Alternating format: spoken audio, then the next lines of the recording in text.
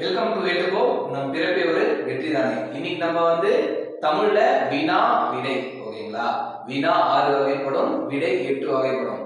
இந்த ஒரு டாபிக் பார்த்துட்டீங்க, இந்த ஒரு வீடியோ ஃபுல்லா பார்த்துட்டீங்க அப்படின்னா உங்களுக்கு தமிழ்ல ஒரு கொஸ்டின் கண்டிப்பா கேட்டுருவாங்க. வினாவில இருந்தோ இல்ல விடையில இருந்தோ ஏதோ ஒரு கொஸ்டின் கேட்பாங்க, இல்ல ரெண்டுத்துல இருந்தோ ஒரு கொஸ்டின் கேட்பாங்க, ஓகேங்களா? இல்ல தமிழ் ரொம்ப வெயிட்டேஜ் கொடுக்குறாங்கன்னா 3 கொஸ்டின் கூட வாய்ப்பு வர வாய்ப்பு இருக்கு. இல்ல 2 கொஸ்டின் 3 கொஸ்டின் ஆனா ஒரு கொஸ்டின் கண்டிப்பா வர வாய்ப்பு இருக்கு. வினா 6 வகைப்படும், விடை 8 வகைப்படும். அப்போ வினா 6 வகைப்படும், ஓகேங்களா? வினா 6 வகை என்னென்ன அப்படின்னா அறிவினா, அரியா வினா, ஐய வினா, குழல் வினா, கொடை வினா, ஏவல வினா. இப்போ இந்த 6 வினாக்களையும் ஒன்னொன்னா நம்ம பார்க்க போறோம், ஓகேங்களா? ஃபர்ஸ்ட் அறிவினா. அறிவினா அப்படின்னா எனக்கு ஒரு விஷயம் தெரிஞ்சிருக்கு, அந்த விஷயம் மற்றவங்களுக்கும் தெரிஞ்சிருக்கான்னு நான் செக் பண்றதுக்காக கேட்கறேன்ல, அதுதான் அறிவினா, ஓகேங்களா? எக்ஸாம்பிள் சொல்லணும்னா இன்டர்வியூன்னு வச்சுக்குவோம். இன்டர்வியூல அந்த இன்டர்வியூ எடுக்கிறவருக்கு தெரியும் அந்த கொஸ்டினுக்கான ஆன்சர். அந்த கொஸ்டினுக்கான ஆன்சர் அந்த இன்டர்வியூ அட்டன் பண்ற பையனுக்கும் தெரியுதான்னு கேட்கறதுக்கு தான் அறிவினா, ஓகேங்களா? தமிழ்ல சொல்றாங்க பாருங்க, தாம் அறிந்ததை பிறருக்கு தெரியுமா என வினவுவது. சொல்லியிருக்காங்களா? எனக்கு தெரிஞ்சதை மற்றவங்களுக்கு தெரியுமான்னு கேட்கறது தான் அறிவினா. எக்ஸாம்பிள் பார்க்கணும் அப்படின்னா திருக்குறளை இயற்றியவர் யார்? திருக்குறளை இயற்றியவர் யார் என ஆசிரியர் வினவுவது. இப்போ ஆசிரியர் மாணவர்களை பார்த்து திருக்குறளை இயற்றியவர் யார் என வினவுறார், ஓகேங்களா? அப்போ ஆசிரியருக்கு தெரிஞ்சிருக்கு, அது மாணவர்களுக்கும் தெரிஞ்சிருக்கான்னு செக் பண்றதுக்காக கேட்கிறாருல, அதுதான் அறிவினா. அடுத்தது அறியா வினா, ஓகேங்களா? எனக்கு ஒரு விஷயம் தெரியாது, அந்த விஷயத்த நான் தெரிஞ்சுக்கணும் அப்படின்றதுக்காக கேட்கிறோம், பார்த்தீங்களா? அது அறியா வினா, ஓகேங்களா? எனக்கு ஒரு டவுட் இருக்கு, அதை கிளியர் பண்ணு நம்ம சொல்லி ஃப்ரெண்டு கேட்கல, அதுதான் அறியா வினா. ஒரு பொருளை அறிவதற்காக வினவுவது. அப்போ ஒரு பொருளை அறிவதற்காக வினவுவது தான் அறியா வினா. எடுத்துக்காட்டு பார்த்தீங்கன்னா, இந்த கவிதையின் பொருள் யாது, இந்த கவிதையின் பொருள் யாது, இந்த கவிதைக்கு மீனிங் என்ன அப்படின்ட்டு மாணவர் வினவுவது. மாணவர் யார் வினவாரு? ஆசிரியர்கிட்ட வினவாரு, ஓகேங்களா? அப்போ இந்த கவிதையின் பொருள் யாது என மாணவர் ஆசிரியரிடம் வினவுவது. அப்போ மாணவருக்கு ஒரு டவுட் இருக்கு, அந்த டவுட்டை ஆசிரியர்கிட்ட கேட்டு தெரிஞ்சுக்கிறதுக்காக கேட்கிற கேள்விதான் அறியா வினா. அப்போ எனக்கு தெரியாத ஒண்ண தெரிஞ்சுக்கிறதுக்காக கேட்கறது அறியா வினா. அடுத்தது ஐய வினா. ஐய வினா அப்படின்னா ஒரு டவுட், ஓகேங்களா? அதுவா இதுவா, ஓகேங்களா? அவனா இவனா, அவளா இவளா அப்படின்னு நம்மளுக்கு ஒரு டவுட்டாவே இருக்கும் பத்தியா, அதுவா இதுவா அப்படின்ட்டு, அதுதான் ஐய வினா, ஓகேங்களா? அதுக்கு எக்ஸாம்பிள் சொல்றாங்க பாருங்க, ஐயம் நீங்கி தெளிவு பெற வினவுவது. டெஃபினிஷன் பாருங்க, ஐயம் நீங்கி தெளிவு பெற வினவுவது, ஓகேங்களா? அப்போ நம்மளுக்கு இருக்க டவுட்டை மற்றவங்க கிட்ட கேட்டு தெரிஞ்சுக்கிறது தான் ஐய வினா. எக்ஸாம்பிள் பாத்தீங்கன்னா, அங்கே கிடப்பது பாம்பா கயிறா. இப்போ ரோட்ல போறீங்க, ஒரு கயிறு கிடக்குது, ஆனா உங்களுக்கு ஒரு டவுட், அது பாம்பா இல்ல கயிறான்னு டவுட், ஓகேங்களா? அப்போ அது பாம்பா கயிறான்னு கேக்குறீங்களா, அதுதான் ஒரு டவுட்டா கேட்கறது தான் ஐய வினா, ஓகேங்களா? எக்ஸாம்பிளுக்கு இன்னொரு எக்ஸாம்பிள் சொல்லணும்னா, இந்த செயலை செய்தது மங்கையா இல்ல மடந்தையா, ஓகேங்களா அப்படின்னு கேட்பாங்க. இதை செய்தது அவனா இல்ல அவளா அப்படின்னு கேட்பாங்க. இதுவா அதுவான்னு கேட்கறது தான் ஐய வினா, ஓகேங்களா? அடுத்தது குழல் வினா. குழல்னா நம்ம கிட்ட ஒண்ணு இல்ல, அதை மத்தவங்க கிட்ட இருந்து நம்ம வாங்கிக்கிறதுக்காக கேட்போம்ல, அதுதான் குழல் வினா. குழல் வினா அப்படின்னா ஒரு பொருளை வாங்கி கொள்ளும் பொருட்டு. அப்போ வாங்கி கொள்ளும் பொருட்டு அப்படின்னா நம்ம கிட்ட ஒண்ணு இல்ல, அதை மத்தவங்க கிட்ட இருந்து நம்ம கேட்டு வாங்குறதுக்காக அதை கேட்கிறோம் பத்தியா, அதுதான் குழல் வினா. எக்ஸாம்பிள் பாத்தீங்கன்னா, ஜெயகாந்தன் சிறுகதை இருக்கிறதா என்று நூலகரிடம் கேட்பது, ஓகேங்களா? அப்போ ஜெயகாந்தன் சிறுகதைகள் இருக்கிறதா அப்படின்னு நூலகர்கிட்ட கேட்டா என்ன சொல்லுவோம்? நம்ம கிட்ட புக் இல்ல, ஜெயகாந்தன் சிறுகதைகள் புக்கில் கொடுங்க, உங்ககிட்ட இருக்குதான்னு கேட்கிறோம்ல நூலகர்கிட்ட, அதுதான் குழல் வினா, ஓகேங்களா? என்கிட்ட ஒண்ணு இல்ல, உங்ககிட்ட இருக்கான்னு கேட்கல. நம்ம இன்னும் ஒரு பெஸ்ட் எக்ஸாம்பிள் சொன்னா, நம்மளுக்கு ஏதாவது பெண் இல்லைன்னு 2 பேனா வச்சிருக்கேன்னு கேட்போம், ஓகேவா? அப்போ ஒரு பேனா நம்மளுக்கு கொடு அப்படின்னு கேட்கறதா. ஒரு பேனா எனக்கு கொடுன்னு கேட்காம 2 பேனா வச்சிருக்கியா அப்படின்னு கேட்போம், ஓகேங்களா? ஃப்ரெண்டு கிட்ட 2 பேனா வச்சிருக்கியா நம்ம டவுட் கேட்போம்ல, அதுதான் குழல் வினா. நம்ம கிட்ட ஒண்ணு இல்ல, அதை வாங்கிக்கணும்ன்றதுக்காக கேட்கறது குழல் வினா. அடுத்தது கொடை வினா. கொடைனா என்னன்னு எல்லாருக்குமே தெரியும். கொடைனா கொடுக்கிறது, வாரி வழங்குறது பேரு தான் கொடை, ஓகேங்களா? அப்போ கொடை வினா அப்படின்னா ஒரு பொருளை மற்றவங்க கிட்ட கொடுக்கறதுக்காக கேட்கிற கொஸ்டின் தான் கொடை வினா. ஓகேவா? என்கிட்ட 2 பெண் இருக்கு, உனக்கு ஒரு பெண் வேணுமா நம்ம கேக்குறோம்ல, அதுதான் கொடை வினா. என்கிட்ட இருக்கு, உனக்கு வேணுமா அப்படின்னு கேக்குறது கொடை வினா. அதான் டெஃபினேஷன் சொல்றாங்க பாருங்க. பிறருக்கு ஒரு பொருளை கொடுத்து உதவும் பொருட்டு கேட்பது. அப்போ பிறருக்கு ஒரு பொருளை கொடுத்து உதவுவது, அதுக்காக கேட்கறது தான் கொடை வினா. எக்ஸாம்பிள் பாத்தீங்கன்னா, என்னிடம் கணக்கு புத்தகம் 2 உள்ளது, என்னிடம் கணக்கு புத்தகம் 2 உள்ளது, உன்னிடம் உள்ளதா அப்படின்னு கேட்போம். ஓகேவா? அப்போ அவன்கிட்ட இல்லை அப்படின்னா நம்ம கொடுக்கறதுக்காக கேட்கறோம்ல, அதுதான் கொடை வினா. ஓகேவா? அடுத்தது 6வது ஏவல் வினா.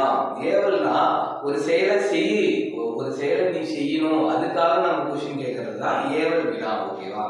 ஏவல் வினானா டெஃபினிஷன் பாருங்க, ஒரு செயலை செய்யுமாறு ஏவுதல் பொருட்டு வினவுவது. ஒரு செயலை செய்யுமாறு ஏவுதல் பொருட்டு வினவுவது தான் ஏவல் வினா. அந்த செயலை நீ செய் அப்படின்னு சொல்லுவோம்ல, ஏவுதல். அதான் நீ கடைக்கு செல்கிறாயா, நம்ம நம்ம அதாவது வீட்டில் தக்காளி இல்லை, நீ கடைக்கு செல்கிறாயா அப்படின்னு கேட்போம். அப்போ அவனை கடைக்கு போக சொல்றதுக்காக கேட்கறல, ஒரு செயலை செய்ய சொல்றதுக்காக கேட்கறது வந்து ஏவல் வினா. இப்போ எல்லாமே பார்த்தோம், அப்படியே லைனா சொல்லிட்டு வரேன். அறிவினானா நம்மளுக்கு தெரிஞ்சதை மற்றவங்களுக்கும் தெரியுதான்னு செக் பண்றதுக்காக கேட்கறது அறிவினா. அறியாவினானா எனக்கு ஒரு விஷயம் தெரியாது, அந்த விஷயத்த நான் மற்றவங்க கிட்ட இருந்து கேட்டு தெரிஞ்சுக்கிறதுக்காக கேட்கறது அறியாவினா. ஐயவினா வந்து டவுட்டா இருக்குது, இதுவா அதுவான்னு டவுட்டா இருக்குது, அதை கேட்டு செக் பண்ணிக்கிறதுக்காக கேட்கறது வந்து ஐயவினா. கொழல் வினானா என்கிட்ட ஒண்ணு இல்லை, மற்றவங்கிட்ட இருந்து நான் அதை வாங்கிக்கிறதுக்காக கேட்கறது கொழல் வினா. கொடை வினானா என்கிட்ட நிறைய இருக்கு, மற்றவங்களுக்கு அது வேணுமா அப்படின்னு கேட்கறோம்ல, மற்றவங்களுக்கும் தேவைப்படுமான்னு கேட்கறது பேரு கொடை வினா. ஏவல் வினான்றது ஒரு செயலை செய்யறதுக்காக நீ அந்த செயலை செய்வாயா அப்படின்னு நம்ம கேட்கறோம்ல, அது பேரு ஏவல் வினா. அடுத்தது விடை. மொத்தம் 8 வகைப்படும். ஓகேங்களா? இப்ப வினா 6, விடை மட்டும் எப்படி சார் 8 அப்படின்னா, அது எப்படின்னு எங்களுக்கு தெரியாது. இலக்கணம் வைஸ் அது பார்க்கும்போது வினா 6 விடை 8. இது எப்படி ஞாபகம் வச்சுக்கணும் அப்படின்னா நான் ஒரு டிப்ஸ் சொல்றேன். நம்ம எப்பவுமே கேள்வி கேட்டா அதுக்கான பதில் மட்டும் சொல்ல மாட்டோம், எக்ஸ்ட்ரா 2-3 பதில் சொல்லுவோம். ஓகேங்களா? எக்ஸ்ட்ரா 2-3 பதில் சொல்லுவோம். ஓகேங்களா? கேள்வி கம்மியா இருக்கும், ஆன்சர் மட்டும் அதிகமா இருக்கும். அப்போ வினா 6 விடை 8. ஓகேங்களா? அப்போ வினா 6 விடை 8 வகைப்படும். அப்போ ஃபர்ஸ்ட் விடை சுட்டு விடை. ஓகேங்களா? ஃபர்ஸ்ட் விடை வந்து சுட்டு விடை. சுட்டு விடை அப்படின்னா சுட்டி கூறும் விடை சுட்டு விடை. ஓகேங்களா? சுட்டி கூறும் விடை சுட்டு விடை எனப்படும். அதுக்கு ஒரு எக்ஸாம்பிள் தான், எப்பவுமே இந்த விடை பார்க்கும்போது ஒரு கேள்வி இருக்கும், ஒரு கேள்வி இருக்கும், அதுக்கான விடை இருக்கும். ஓகேங்களா? அதுதான் நம்ம செக் பண்ணணும். ஓகேவா? ஏன் அப்படின்னா கேள்வி கேட்காம ஆன்சர் சொல்ல முடியாதுல்ல, கேள்வி கேட்காம ஆன்சர் சொல்ல முடியாது. அதனால ஒரு கேள்வி இருக்கும், அந்த கேள்விக்கான ஆன்சர் என்ன ஆன்சர், அது எந்த விடைன்னு கண்டுபிடிக்கணும். ஓகேவா? ஃபர்ஸ்ட் கடைத்தெரு எங்கு உள்ளது என்ற வினாவிற்கு, கடைத்தெரு எங்க உள்ளது அப்படின்ற வினாவிற்கு வலப்பக்கத்தில் உள்ளது, வலப்பக்கத்தில் உள்ளது என சுட்டி கூறுவது, என சுட்டி கூறுவது. அப்போ கடைத்தெரு எங்க உள்ளது, அப்போ கடைத்தெரு எங்க உள்ளது அப்படிங்கும்போது வலப்பக்கத்துல இருக்கு அப்படின்னு நம்ம சொல்லுவோம்ல, அப்போ வலப்பக்கத்தில் உள்ளது அப்படின்னு ஒரு நம்ம மென்ஷன் பண்ணி சொல்றோம்ல. சுட்டுதல் அப்படின்னா மென்ஷன் பண்றதுன்னு அர்த்தம் இங்கிலீஷ்ல. ஓகேங்களா? மென்ஷன் பண்ணி சொல்றது. அப்போ வலப்பக்கத்தில் உள்ளதுன்னு மென்ஷன் பண்ணி சொல்றோம்ல, அதனால இது சுட்டு விடை. அடுத்தது மறைவிடை. மறைவிடைனா கடைக்கு போவாயா என்ற வினாவிற்கு, கடைக்கு போவாயா என்ற வினாவிற்கு போக மாட்டேன் என மறுத்து கூறுவது. இதோட தான் மறுத்து கூறுவது. அப்போ கடைக்கு போவாயா என்ற வினாவிற்கு போக மாட்டேன் என மறுத்து கூறுவது. நீ கடைக்கு போறியா அப்படின்னு கேட்டா போக மாட்டேன்னு நம்ம சொல்லுவோம்ல, அதுக்கு பேரு தான் மறைவிடை, மறுத்து கூறுறது. ஓகேங்களா? அடுத்தது நேர்விடை. நேர்விடை அப்படின்னா அதுக்கு என்னன்னு பார்ப்போம். ஓகேங்களா? இது செய்வாயா என்ற வினாவிற்கு, ஒரு வேலையை கொடுத்து நீ செய்வாயா என்ற வினாவிற்கு செய்வேன் என்று உடன்பட்டு கூறுவது. இந்த வேர்டு தான் முக்கியம், உடன்பட்டு கூறுவது நேர்விடை. ஓகேங்களா? இதை செய்வாயா என்ற வினாவிற்கு செய்வேன் என்று உடன்பட்டு கூறுதல் நேர்விடை. அடுத்தது ஏவல் விடை. கடைக்கு போவாயா என்ற வினாவிற்கு நீயே போ, நம்ம சொல்றோம்ல கடைக்கு போறியான்னு கேட்டா நீயே போன்னு சொல்றோம்ல, அந்த விடை பேர் அது ஏவல் விடை. நீயே போன்னு சொன்னா அவன் சொல்றான், நம்ம மறுபடியும் அவனே போன்னு சொல்றோம். அப்போ அது ஏவல் விடை. ஓகேங்களா? அப்ப நீயே போ என்று ஏவி கூறுவது. ஓகேங்களா? அப்ப இந்த வேர்டிங் தான் மீனிங். இப்போ ஒரு கொஸ்டின் கேட்கறாங்க, அந்த கொஸ்டினுக்கான பதில் நம்மளே மறுபடியும் அது ஏவுதல் மாதிரி சொன்னோம் அப்படின்னா அது ஏவல் விடை. கடைக்கு போறேன்னு கேட்டா நீயே போ அப்படின்னு சொன்னா அது ஏவுதல் விடை, ஏவல் விடை. இது செய்வாயா என்ற வினாவிற்கு செய்வேன் என்று உடன்பட்டு கூறுவது நேர் விடை. ஆனா செய்ய மாட்டேன்னு சொன்னா அது மறைவிடை, போக மாட்டேன்னு சொன்னா அது மறைவிடை. சுட்டு விடைனா எங்க இருக்குன்னு கேட்டா அங்க இருக்கு நம்ம மென்ஷன் பண்ணி சொல்லுவோம்ல, அதுதான் சுட்டு விடை.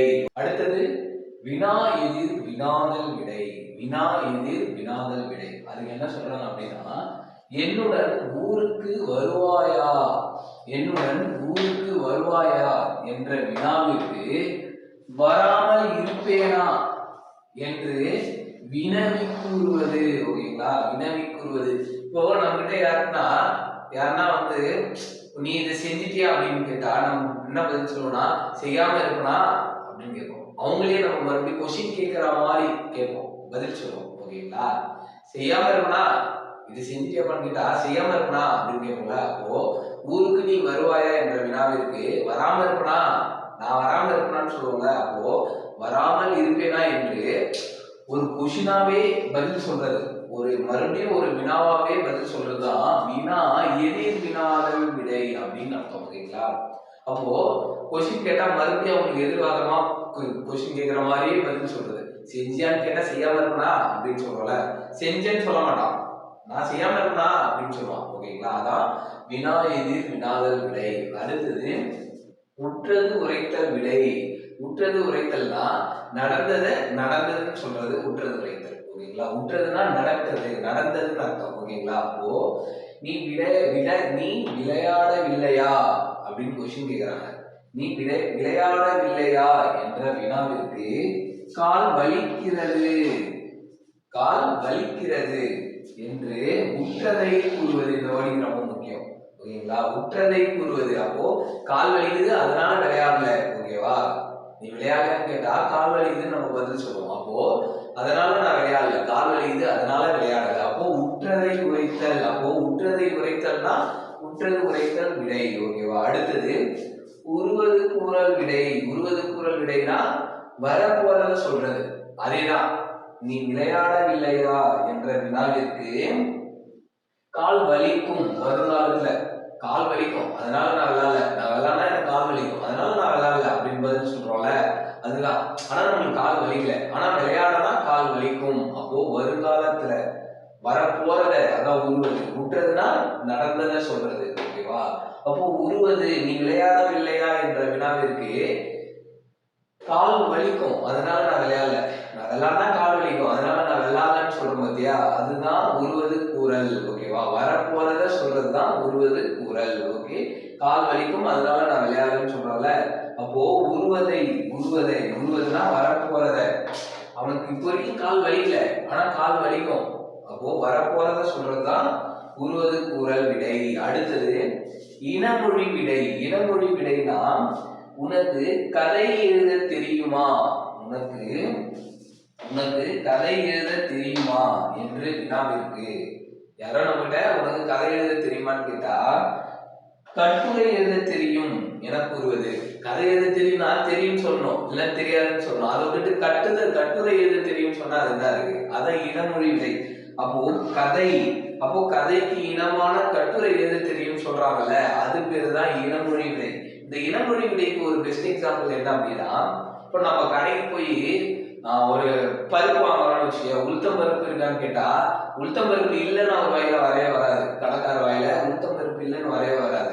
தோரம் பருப்பு இருக்குது, ஓகேவா? உளுத்தம் பருப்பு இருக்குதான்னு நம்ம கேட்டோம்னா தோரம் பருப்பு தான்ப்பா இருக்குதுன்னு சொல்லுவாரு. ஓகேங்களா? ஏன்னா கடைக்காரங்க வாயில இல்லைன்னு வரவே வராது. ஓகேங்களா? அப்போ தோரம் பருப்பு இருக்குதான்னு கேட்டா அதுக்கு இனமான உளுத்தம் பருப்பு இருக்குதுன்னு சொல்றாரு. அப்போ அதுக்கு இனமான, அப்போ கதை எழுத தெரியுமா என்ற வினாவிற்கு கட்டுரை எழுத தெரியும் என்று கூறுவது. ஓகேங்களா? அப்போ இதுல என்னது இனமானதை கூறுவது இனமொழி விடை. ஓகேவா? உருவது குரல், உற்றது உரைத்தல், வினவி கூறுவது, இதெல்லாம் ரொம்ப இம்பார்ட்டன்ட். தேங்க்யூ ஃப்ரெண்ட்ஸ், இந்த வீடியோ பார்த்ததுக்கு ரொம்ப நன்றி. இந்த வீடியோ உங்களுக்கு பிடிச்சிருந்தா லைக் பண்ணுங்க, ஷேர் பண்ணுங்க, மறக்காம கமெண்ட் பண்ணுங்க. தமிழ் ரொம்ப முக்கியம், ஓகேங்களா? தமிழ் வந்து நம்மளோட டிஆர்பி, எஸ்ஆர்பி, டிசிசிபிக்குமே ரொம்ப முக்கியம். அதே சமயம் டிஎன்பிஎஸ்சி படித்தாலுமே முக்கியம். ஸோ இந்த ஒரு டாபிக்ல நீங்க பார்த்துட்டீங்க அப்படின்னா 6 விடை 8 தெளிவாக பார்த்துட்டீங்க அப்படின்னா 1ல இருந்து 2 கொஸ்டின் சாலிடா போடலாம். தேங்க்யூ ஃப்ரெண்ட்ஸ், வெல்வோம்.